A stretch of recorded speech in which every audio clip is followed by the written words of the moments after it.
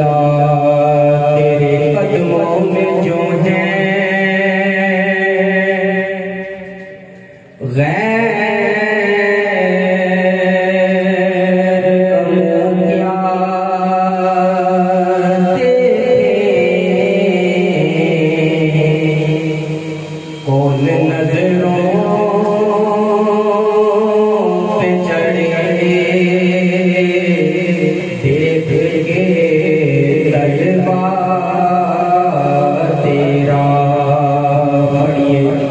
सल्लल्लाहु अलैहि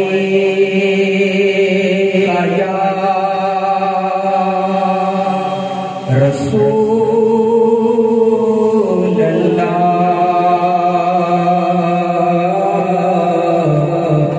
वसल्लम अलैहि या हबीब अल्लाह। हुजूर ख्वाजा करीम मलिक बरकत चंद शायर पढ़ने की सादत हासिल करूंगा। आज छठी शरीफ का दिन है जिसको आज ही होगी हो तो वो खामोश ना रहे मेरे साथ मिलकर पढ़ी कर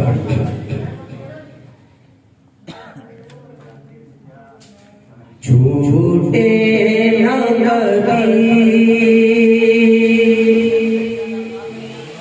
झूठे ना तेरा दामन झूठे ना तेरा दामन या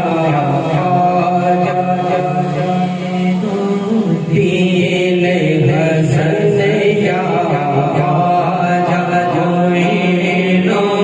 दीन हसन झूठे